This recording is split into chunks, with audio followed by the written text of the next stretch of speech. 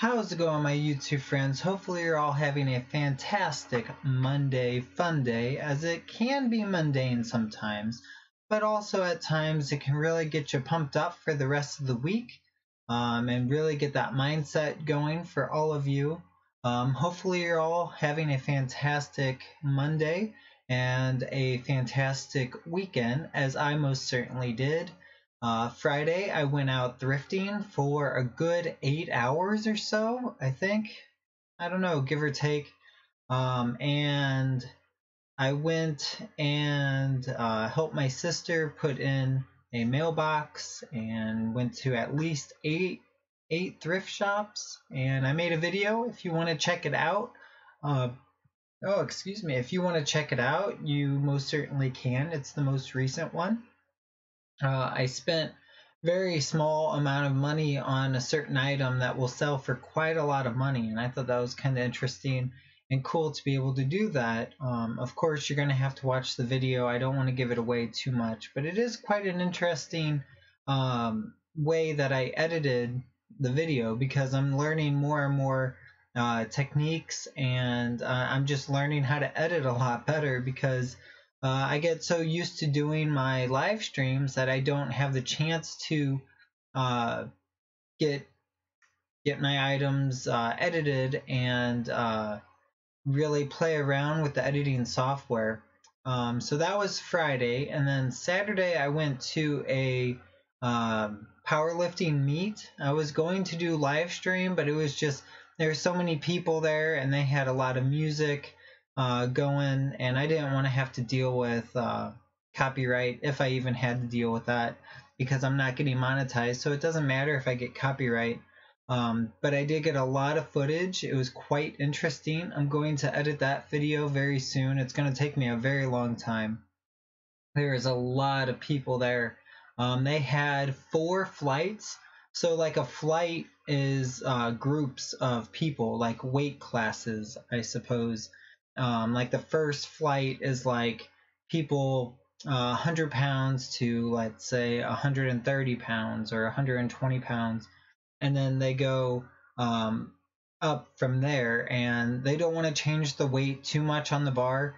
For example, like a squat, you're not going to take someone that wants to squat 700 pounds and put them with the first flight that they're only doing, 95 pounds or 150 pounds or something along the lines of that.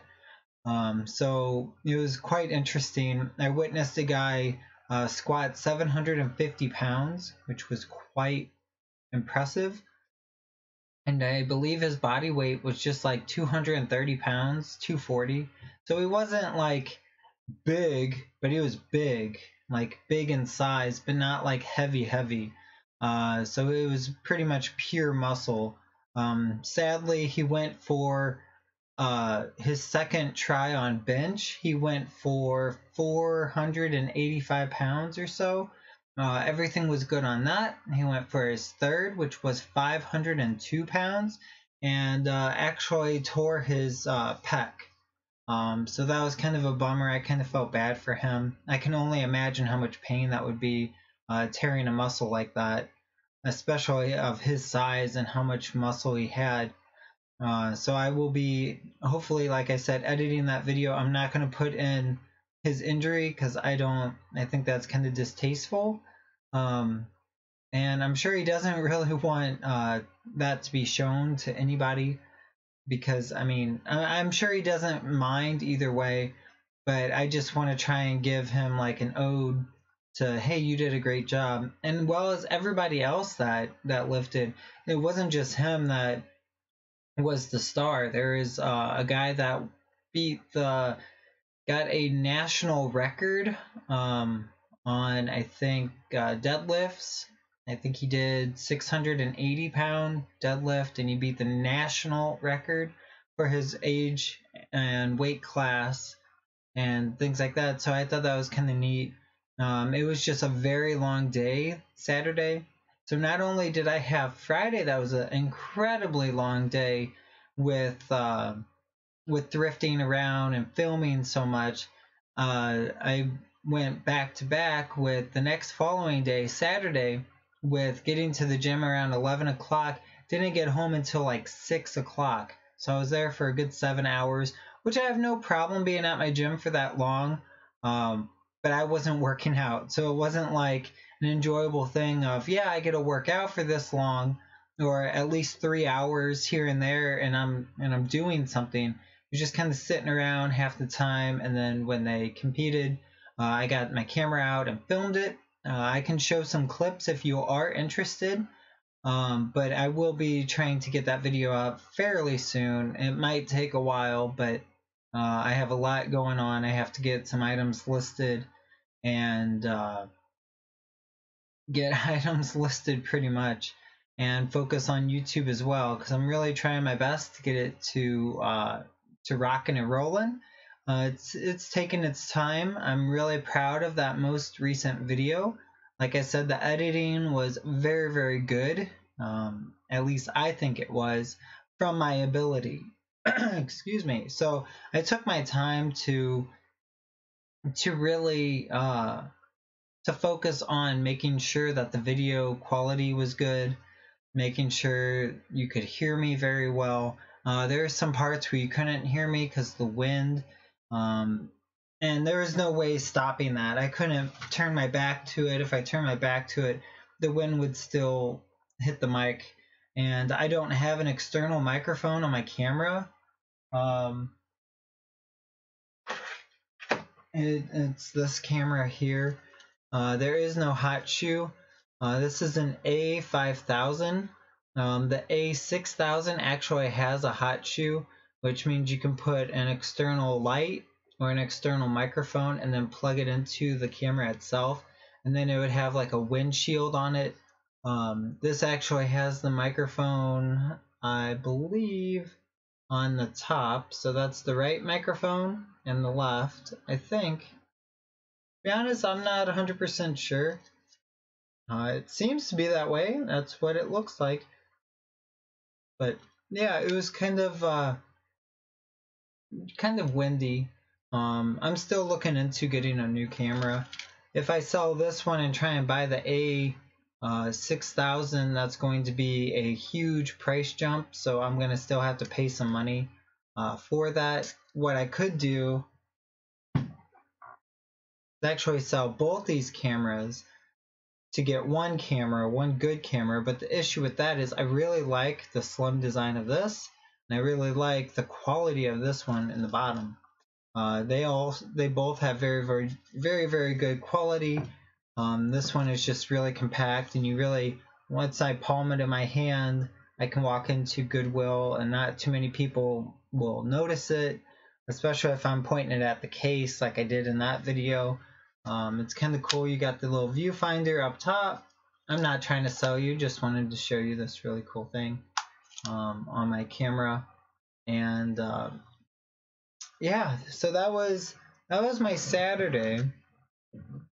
And then my Sunday, I went out for my dad's birthday, which was a little earlier this month, and we went out to a very nice restaurant with my aunt and sister. And it was very nice. It was a very nice Italian restaurant, very expensive, hoity-toity type thing. You gotta excuse me.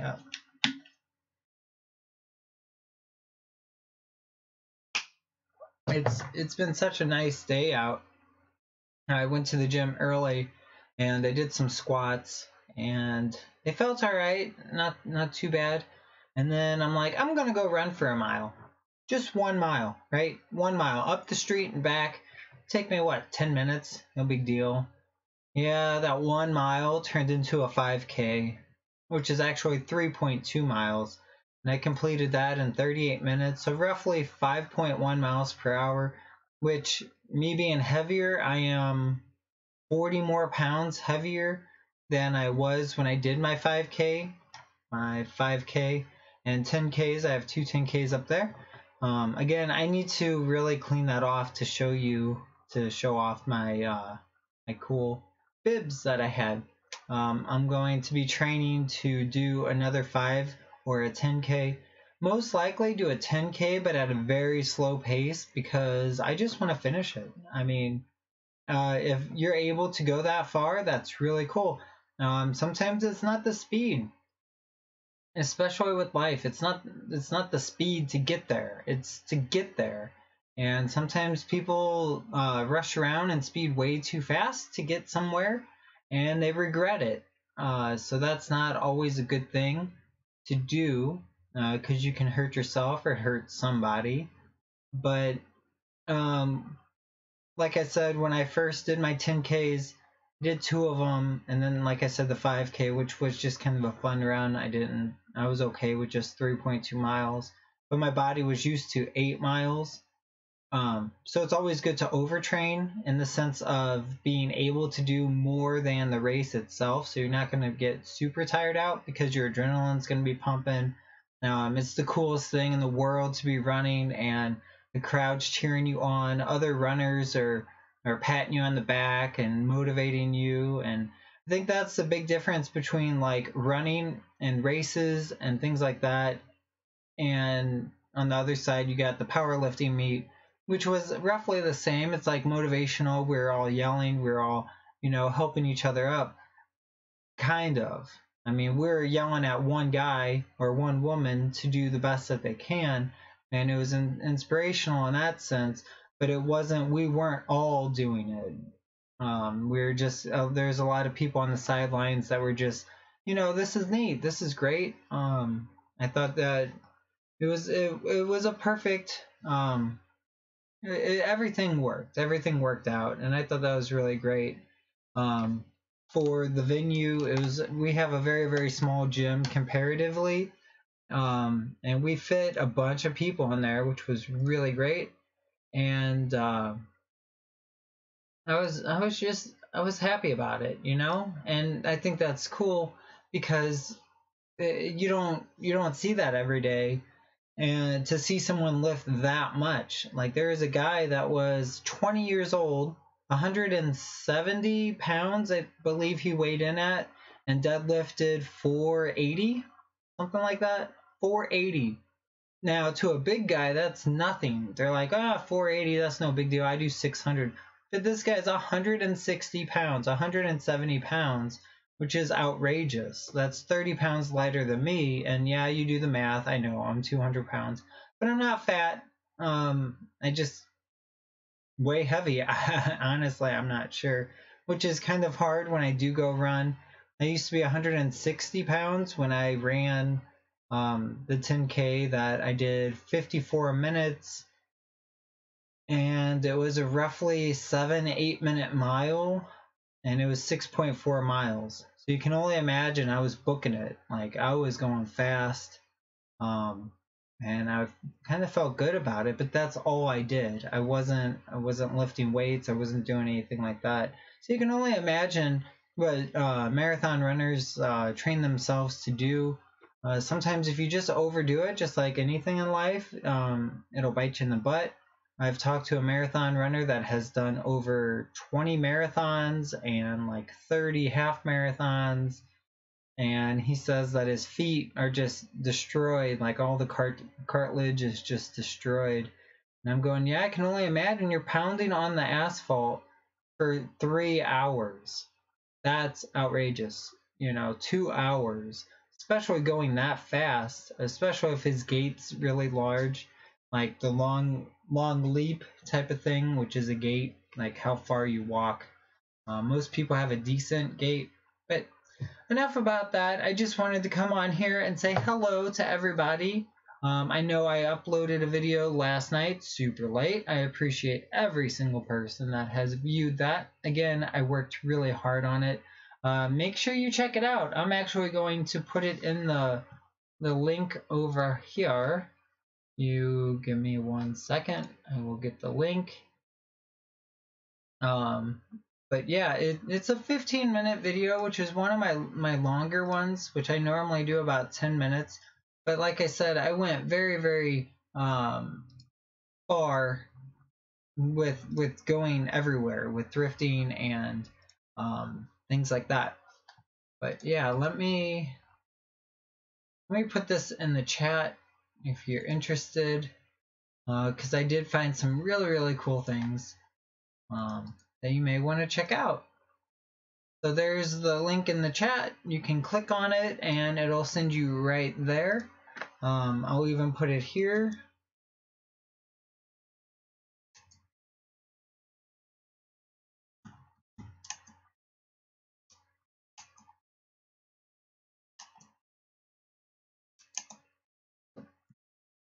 Let's do it like that. I'm probably just gonna make this a half an hour stream, if that, unless a bunch of people do join, which would be nice, and a bunch of people join and talk. But hey, that's right. You don't have to talk. This is like me filming without actually having to edit, and that is lovely. Especially with nobody talking, I can just continue to talk and not be interrupted, which is not a bad thing and not a good thing. Excuse me. Oh my goodness.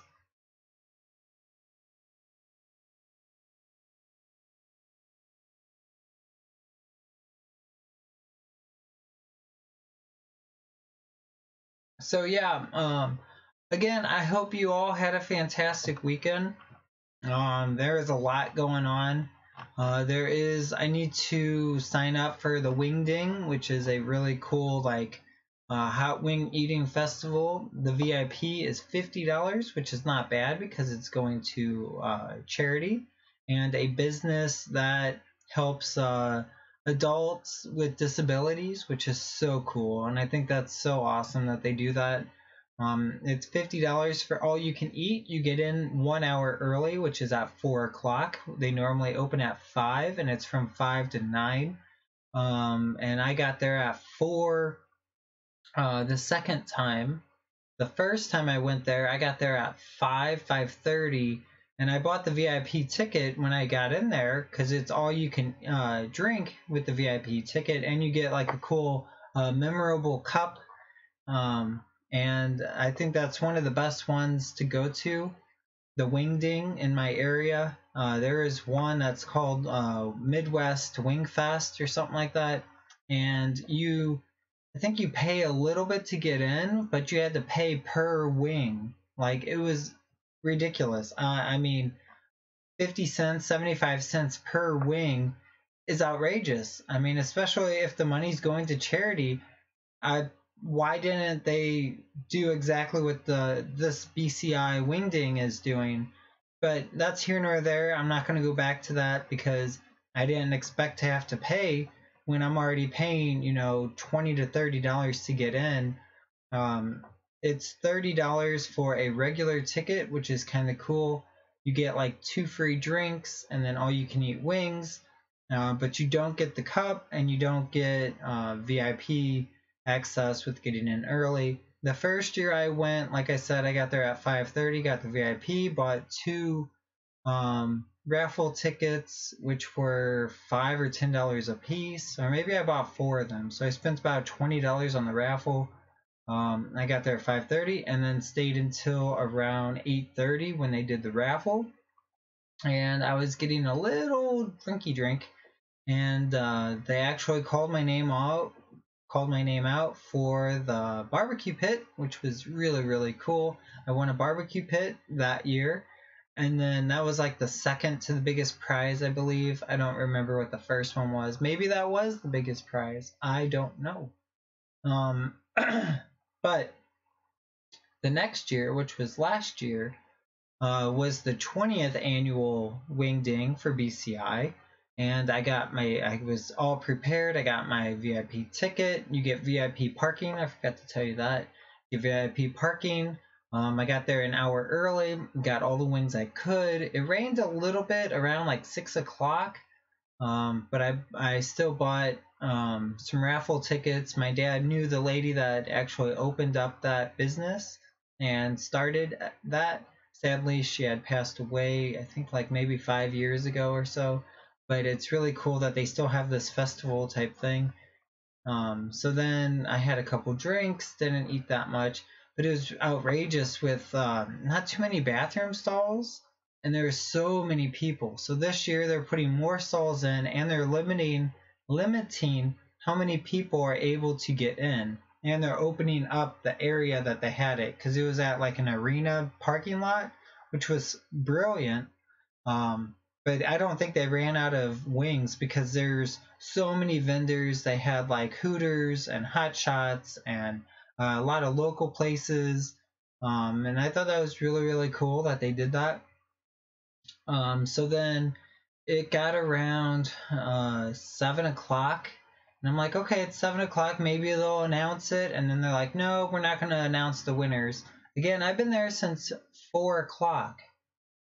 I was there 3 hours. And I'm like, okay, you're not going to announce it to win. And then I think they said like 8:30. And I'm like, I don't want to do that. I can't wait till 8:30. That's outrageous. So then I left. It was on a Thursday or Friday, I believe. And then I got a strange phone call from them on Monday. And on Monday, this lady's like, hi, is this Joe? And I go, yeah. And they're like, hi, we're from the BCI Wingding. We actually won something in the raffle. And I'm like, no way, really? I actually won a 55-inch 4K big screen TV. It was outrageous. That was the biggest prize that they had. I looked up the retail value and it was over $300. And I only spent, oh shoot, I don't even know. I think I only spent $20 to $30 on the raffle. So either someone's looking out for me or I'm just apparently that lucky at these wingdings. Now, of course, the third time going there this year, I'm not expecting to win anything. I'm just going to throw in a raffle just like anybody else, but I would be super surprised if I won something. Because 3 times in a row, holy cow. 2 times in a row for big prizes, that's ridiculous. The barbecue pit, it was ironic because at that time I really got into barbecuing and I thought it was a lot of fun. And it was, I mean, the barbecue pit started getting, it was just small for the amount of food I was making. And it was just kind of that, like, holy cow, that was a great timing type of situation. And that I won a barbecue pit. I wasn't really wanting to win necessarily anything. I just thought it would kind of be cool to throw that in there and give it a try. But other than that, I mean, it's like, hey, why not? You know, give it a shot. Do what you got to do to donate to this great cause. And they had a lot of the workers around there goofing around with the mascot, which was so cool. It's a little chicken with like a shirt. It's always a good time. I don't know if I want to film it or not. I was thinking about it the first time and I put my camera away. The second time I'm like, what you're just gonna see is a bunch of people eating chicken wings, and then there's a live concert that you get to see.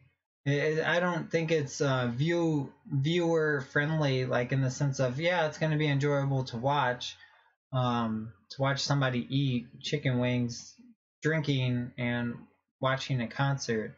But it was the same band the last 2 times, which I really hope that it's this band as well for this year. So yeah, I need to purchase my tickets for that.